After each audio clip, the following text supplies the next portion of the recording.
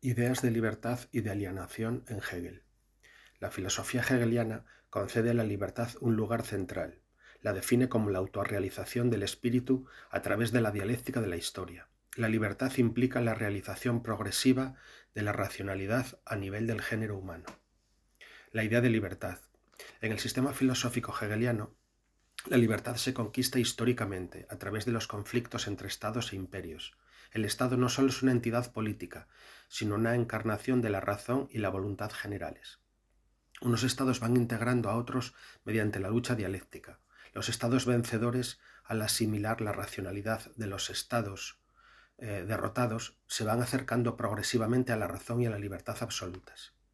La libertad, por lo tanto, se configura como el dominio cada vez mayor de la humanidad sobre la realidad y sobre sí misma, como resultado de este proceso histórico de asimilación progresiva de la realidad, a través de la dialéctica entre pueblos, estados e imperios.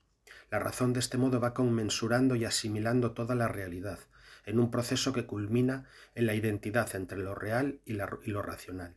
La libertad absoluta se alcanza cuando todo lo real llega a ser racional y todo lo racional real. En definitiva, en Hegel creemos que puede hablarse de tres tipos de libertad: libertad nula, libertad relativa y libertad absoluta. La libertad nula es la fase de la historia de pleno sometimiento de la humanidad a la naturaleza, antes de la aparición de la conciencia. La libertad relativa, la cual la detentan los pueblos en cuanto tienen control relativo sobre la naturaleza y sobre otros pueblos, y libertad absoluta, por parte de la humanidad al final del proceso histórico, en cuanto ha conmensurado y racionalizado toda la realidad de modo integral. La idea de alienación en Hegel. Hegel, aunque no utiliza el término alienación en el mismo sentido en que posteriormente lo hará Marx, analiza el desarrollo del espíritu abordando la presencia en él de enajenaciones y contradicciones. En la fenomenología del espíritu, el espíritu necesita superar una serie de fases y situaciones de alienación hasta alcanzar la autoconciencia absoluta. En la fase inicial del proceso histórico, en efecto, el espíritu de la humanidad se encuentra alienado de modo absoluto en la naturaleza.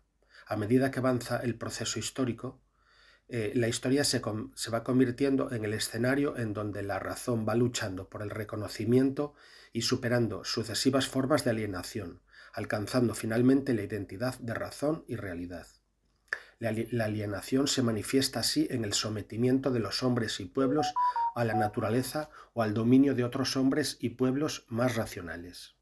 Los pueblos y estados más racionales, y por lo tanto más libres, utilizan su racionalidad superior para dominar a la naturaleza y a los estados menos poderosos, en un proceso recurrente a lo largo de la historia. Es posible distinguir, por lo tanto, creemos, también tres tipos de alienación en Hegel. Alienación absoluta en la naturaleza, antes de la aparición de la conciencia; alienación relativa de los pueblos y estados respecto de la naturaleza y de otros pueblos, y por supuesto de unos hombres respecto de otros en el seno de estos pueblos; y alienación nula, en el estadio en que la humanidad ha alcanzado la libertad absoluta. En el sistema hegeliano, la libertad y la alienación en suma son dos caras de la misma moneda, la dialéctica del espíritu. La libertad es el fin del proceso histórico, mientras que la alienación es un medio necesario para alcanzarlo. La razón juega un papel fundamental en la superación de la alienación y la conquista de la libertad absoluta. Hegel argumenta que la historia tiene, por lo tanto, un fin, la libertad absoluta.